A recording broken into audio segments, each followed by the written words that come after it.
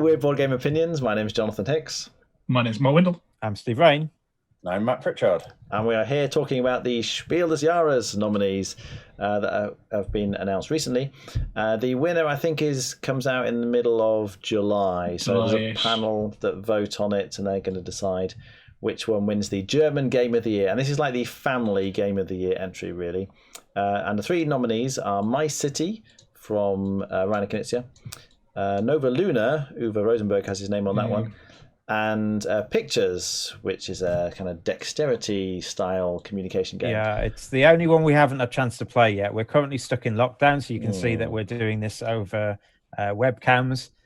We've had a chance to play most of them over like a tabletop simulators online, with the exception of Pictures, but there's some similarities with games we played before, so hopefully we can at least talk about it. Yeah. All right, so I think Mark's going to go first, talking about Nova Luna. Okay, so Nova Luna is an abstract puzzle game that I would say, borrows some of its mechanisms from previous Uwe games. I think there's a quite nice combination.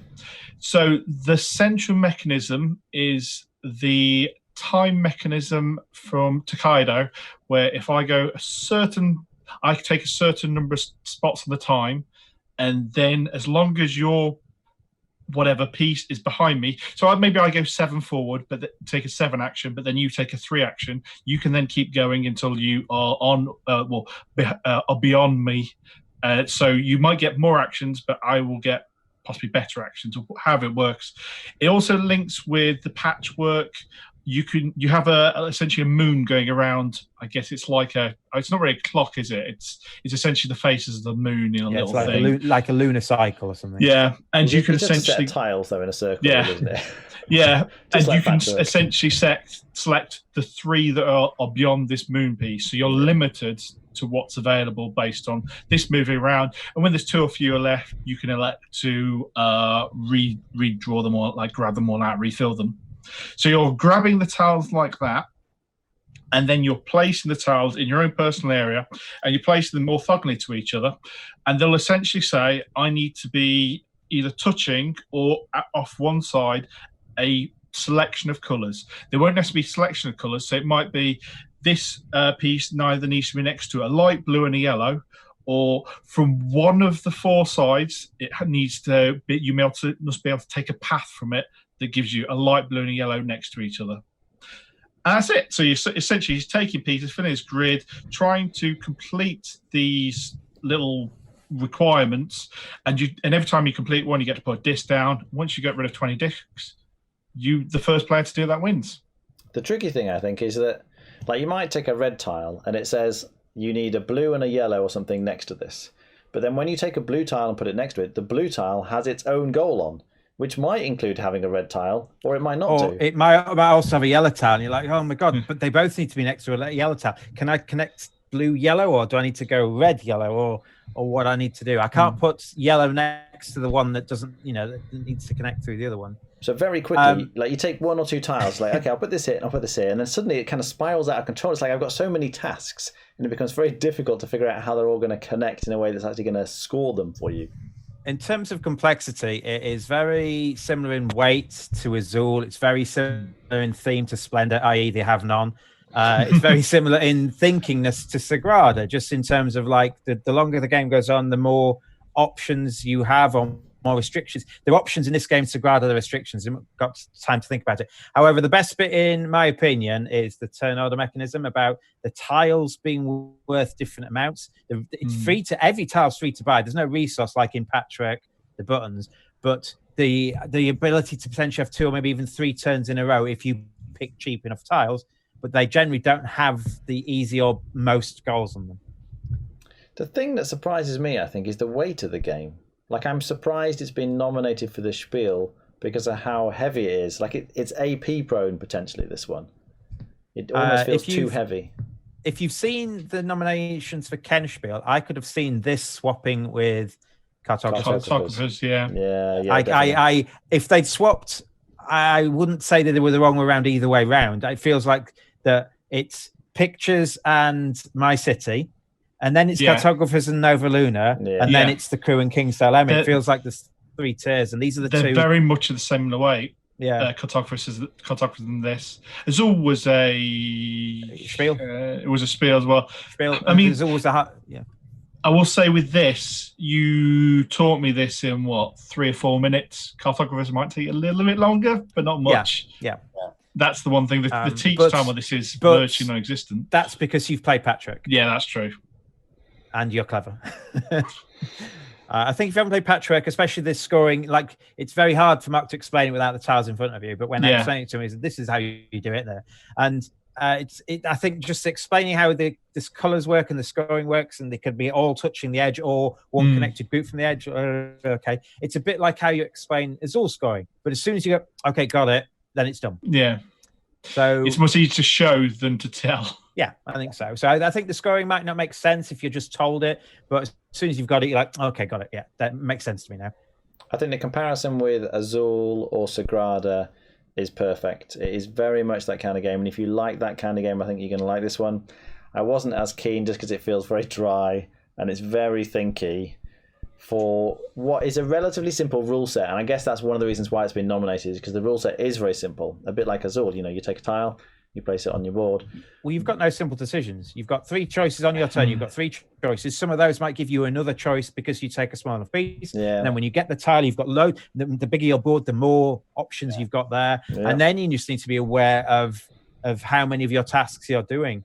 I wonder if there is an advantage to going first, because it's a race. Some disadvantage to going first. Yeah. I can't imagine there's a disadvantage to going first, but yeah. I imagine it alternates, because if I go first and take a 4 and then Jonathan goes second and takes a 4, well, he's going to have his next go before me. But I'm not sure. Maybe it isn't. Yeah. What I do think so is I think it will be a very good 2-player game. Because you can chess it. You go, well, you're probably going to go that and that. Yeah. Most likely. If I take this, then you're going to do that, which means I'm going to have 2 goes before you have another go, and that sort of thing. I will say, compared to Azul and Sagrada, and this is a weird thing to say about abstract games, there's no sense of danger in this. And what I mean is, Sagrada, your options you can screw yourself up, and the same with Azul. You can be left with, oh no, I've just been given 5 blue tiles, and I've already. You can never have that negative effect with this. I like that. You get a tile that doesn't suit you, but make the best of it. But with that's those down to you, because you've got a choice of 3. That's down to you. If you pick a tile that's bad for you, then it's your own fault. Whereas Sagrada, you could be left with it, and same with Azul. I actually like that. Good point, Mark. Yeah. All right, Steve, do you want to tell us about Pictures? So Pictures is it's got a very similar mechanic to Pictomania. So if you've seen Pictomania, the review we've got, go and have a look at that. But basically in Pictures, you've got a 4x4 grid with some pictures, and these are not cartoony pictures or anything like that. They're real life pictures. You might have like an aqueduct and a field with a sheep in it, or a duck pond, or one side of the building with a mountain behind it, or something like that, whatever it might be. And there's a 4x4 grid. The pictures will not change as the game goes on, so you get yourself used to familiarizing yourself with it. But basically, for my bag of tiles, I will pick out, so it's 4x4 grid, 1, 2, 3, 4, A, B, C, D. I will pick out, I've got C2. So basically, I have to get other people to know that the picture I've got is C2. But you're not drawing. So in Pictomania, you would draw and you'd have a word and you'd have to explain that word. In Pictures, you have a picture and you are making your own picture out of really weird things to match that picture. The 4 objects you have from memory are 2 shoelaces, some tangram style pieces, but they're 3D tangrams, so like blocks, a bit like Bausac kind of pieces. You've got 4 sticks and 4 stones, so sticks and stones, and then you've got a frame with cubes, and you've got different color cubes. So you have to, with the frame with cubes, you have to completely fill a 3x3 grid. So you might go green, green, green for some grass, then you might go white, white for the building, and then yellow in the top corner for the sun or whatever. But you're restricted to like 3 or 4 cubes of each color, but you've got maybe 20 cubes to use or something like that. Like I said, I haven't played it, but the idea is you do your picture, and then just like Pictomania, you're looking at other people. What's Matt doing with the shoelaces? Well, he's doing that. Oh, which means he's got that, and you kind of record what in the grid you think Matt's doing and what Mark's doing and Jonathan's doing. You know they can't have the same one as you. you know that they have to have different ones to each other, and you're trying to do that. And again, you get points based on how many other people's you guess correctly and how many people guess yours correctly. Is it a race again? Are you getting more points if you guess theirs quicker, like Pictomania? I'm gonna be honest. I haven't played it, so I don't know. Okay. I imagine there's some sort of timer to it. I can't see a time in the picture I've got open here. So maybe it isn't as a rush version game. Maybe there aren't points for being the first to do it. So maybe you do the best you can and then you have a look. But then what happens is the grid stays the same. You pass the implements around to the next person. You put your things back and you draw a new picture. You could end up having to describe the same picture you had last time, but with a different set of equipment. Yeah, okay. And that's basically it. And you play over, I think, 4 rounds, or so you've had go with each equipment each. And then most points is the winner. It sounds like a lot of fun. I mean, I really like Pictomania, and the idea of trying to convey the pictures with, like you say, the shoelaces or the sticks and stones or something, I think it'd be very entertaining. Yeah, it sounds like it's a good creative exercise. Yeah, I think I'd like to give it a try. Oh, I would like it. It would definitely go well in the cafe, and we're going to open a copy. Oh, yeah, my one criticism is that imagine I've just made a picture of the cubes, and 2 of you got it. And then everyone puts things back in the bag. I pass the cubes to Mark. Mark draws out the bag. Oh, he's got the same picture that Steve just had. Yeah, so within the rules, you do the same thing. The rules, I like the fact that the pictures stay there and you get used to the 16 pictures you've got in each game. Yeah, but I don't like the fact that in theory you could get the same picture with the same equipment, and if the person before you did a good job, well, you just do the same as what they did. So I don't like that as a mechanic to it. But I guess I think I strongly prefer having the same pictures out for the whole game than I do refreshing the pictures every time. It's a great idea, and I can very much see why it's been nominated. Obviously, it's whoever nominated it thought it was a lot of fun when they played it. The review I saw, the majority of people did like it, apart from the reviewer themselves. So they tried it with lots of different people, and maybe it's just me. Okay. I don't. Paranormal Detectives is another one that just uses weird objects to try and convey thought, and that's okay. And Pictomania I love, and I like the drawing aspect of Pictomania. So I just don't think this will beat Pictomania for me for that style of game. Although I can imagine if you like Pictomania, you could own both. Yeah. I'm terrible at drawing, so I think I might like this more than Pictomania potentially. I never win at Pictomania, but I don't really care because I enjoy the experience more than the winning. Yeah. Because once you get those really hard cards and you're like, this is just insane. And then everybody just cracks up because we're all looking at the same thing going, don't give me that card. Yeah. All right. The final game then is My City, which is another tile laying game. You've got these Tetris style pieces that you're laying on a grid, but it has the Karuba mechanic in it. So there's a deck of cards in the middle. You draw the top card off the deck. Everyone has their own personal board, and you all have to place the same tile. So it might be the red T-shaped piece, and you all have to put it on your board. Now, it's a kind of giant field with a river running through it. It's a square grid, though. Some spots have got trees and some have got rocks and things. And essentially, you're trying to put them on to score points by the end of the game. You're going to go through the entire deck of cards, and you've got all the set of pieces next to you. So you know all the different red-shaped pieces are going to come out, and all the yellow and the blue. And you're just trying to leave spaces around certain things. So the trees, any square that has trees on, you want to leave that and not cover it up. Whereas the rock spaces you definitely want to cover up. And the river is not a straight river, it's like a zigzaggy river, so it makes it difficult to fit the various shapes in. Now, we've played this a couple of times, haven't we? And I definitely prefer it much more to the rest of these guys. And the reason I like it so much, I think, is because you can pre-plan. So it's like, okay, if I leave a sort of U-shaped space here, I can kind of guarantee later on in the game, when that card comes up, I'll be able to fill the space in. Now, it's a bit more complicated than that, mainly because your first piece has to touch the river, and then after that, all subsequent pieces have to touch an existing piece. So you can't just put them wherever you like on the grid. There is a restriction But if you're careful with how you put them together, then you can plan ahead, I think, quite a lot. In terms of scoring, as I say, you're getting points for covering or not covering things, but also you want all the pieces of the same colour to be together. And that's quite hard to do because, in terms of where they fit and things, you want all the yellow pieces together and all the red pieces together. You get more points the more pieces you have touching in a particular colour group. So yeah, what did you guys think?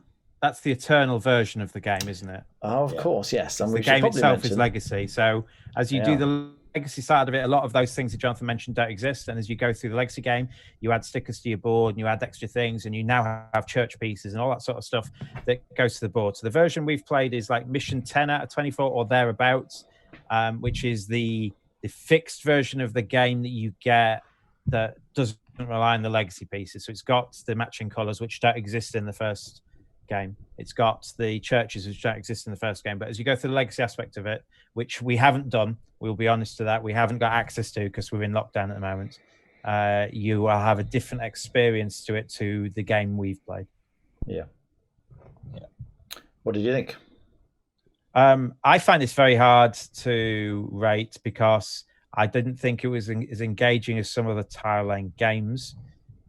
Just the eternal version of it, and I imagine it is just a lighter version of Karuba. I think Karuba is thinkier, and I think, like Max said earlier, not in the video, but he says, "Come on, piece, come on, cross piece, come on." And in Karuba, you're willing a lot more for specific types of people. Oh no, I don't want that one. But Karuba, you've got choices as well, different sorts of choices, and there's more interaction in Karuba as well. You're trying to race to certain spots before other people, and you're looking what they've got. In this, I could play with 100 people, and apart from connecting the gold mines, there's no interaction. You could play with 100 people and just see who does the best. It's definitely pretty light, as you say, compared with other of those tile laying games. The card comes out and you stick it on the board somewhere. If you're going to play that, just play Karuba the card game instead. If you're going to play something this light, it's a nicer package. If you want to make the effort and you want to play a Spiel nominee, play Cartographers. It's only a little bit more complex in a much better game. In your opinion, in my opinion, okay. Yeah. That's fair enough. But I would certainly think the better options. Also, it sort of leads to the transition. As I've said in the other video, I don't think a legacy game will become the Spiel Des Jahres nominee. Oh, sorry, a winner rather. I think the legacy game is what will make this game stand out from other tile laying games. And I'll be honest, we just haven't played that. So I have a feeling that it will be better if you do the legacy aspect of it, but you've got to like the style of game to enjoy the whole legacy aspect as well. Yeah, without the legacy aspect, it doesn't really stand out as anything particularly special as a tile laying game for me.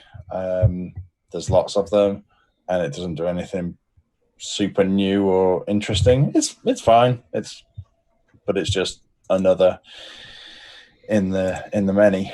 But the legacy aspect, we don't know what it's going to be. It might be fantastic. It might just be a bit tacked on. We're going to have to see when we get a physical copy. All right. So as we've said, it's hard to really vote on this one, but essentially we're going to have two votes, partly for which one we think is our favourite and which one we think is going to win. So Mark, what are your thoughts? My favourite's Nova Luna. That's easy. And Steve? Usual, like for the Spiel, my favourite is usually the more complicated one, and it's also Nova Luna for me. And Matt? Yeah, I think it's Nova Luna is probably the one. I haven't played pictures, so I don't know. I think you'd like it. It's whether you'd like it more than Nova Luna. I think you quite like Nova Luna. I might like pictures more. In certain groups, pictures will be the game I pull out. Yes, that's going to be another thing. It's going to be one of those that depends on the group. Nova Luna, I'd play with pretty much anyone, regardless, because there's not that much interaction, so I can just do my thing. But pictures definitely depends on the group. But yeah, if I were, I'm going to say pictures. I'm going to say pictures is my favorite one. I would also say Pictures, actually. Again, it's a bit hard because having not played it, but I love Pictomania. And I much prefer that kind of interactive, creative style game to the abstract, trying to match patterns and score goals on a grid. So I wasn't that keen on Nova Luna personally, although I can see it is a good game. So yeah, my favourite would be Pictures, I think, out of these three. And then which one do we think is actually going to win? Mark? I think I'm going to say I think it's going to be Pictures. Oh. Because I think, as we've said, sort of around about, I don't think it'll be a legacy game, so I don't think, so I won't think My City. And I think that Nova Luna might be just too, maybe just the slightest bit at the high end. Too heavy for a Spiel. Yeah. I think it should be the Kenner Spiel. Oh. But I mean, it depends on the panel and whether if they generally look at the weighting. If they don't look, if they're less bothered about the weighting, then it will be Nova Luna easily. But I think they do. Yeah. And so I think it might be Pictures. Steve? See, I don't think it's fair. I think Pictures is the one it won't be. So I actually think it could be My City, but I'm going to go with Nova Luna. I think My City is a possibility as a family game. Matt? No, I think Pictures. I think that's because Nova Luna, although it's really good, and I do like it. It's a puzzle game, and I like puzzle games. But I think there are a lot of puzzle games, and although it does have unique things, I think Pictures is kind of more slightly unique. And has a broader appeal, maybe. So, yeah, I think Pictures might take it. Could they have put Nova Luna in this one just so it didn't go up against the Crew in the other one? I think they've put it Nova Luna and Cartographers that way around, because if Cartographers was here, it would strictly be better than My City. Yes. Yeah. So I think if they had the choice of doing it the way around they've done it, if they did it the other way around, there'd be two similar games in the Spiel. Yeah, Okay. I think Nova Luna definitely won't win because it's too heavy. But Azul won. Azul's not that heavy. Yeah, I don't think it's as heavy. Nova Luna. Nah. And Mina. Yeah. Yes. All right. So you're going to go Pictures as well, then? But I think, yes. No, I think Pictures, definitely. Okay. In terms of being a game you can play with a family, that's really the big thing for Spiel nominees. It's got to be a family weight game, something that you can play with the family. I just think it's a game you can do badly at. But as Mark says, I don't think it matters with Pictomania how good you are at the game. You enjoy the experience. And I think the same would be true for Pictures. Okay. I think it's been Nova Luna basis that Jonathan just picked Pictures. That's usually how it works. Yeah, I'm always wrong. Right. What do you think? Please let us know in the comments below. Which one is your favourite, if you've managed to play any of these yet? And which one do you think is going to win this year? As we said, the winner should be announced in mid-July, in roughly a month's time. But yes, let us know what you think. All right, thanks very much for watching. We will see you next time. Bye. Bye.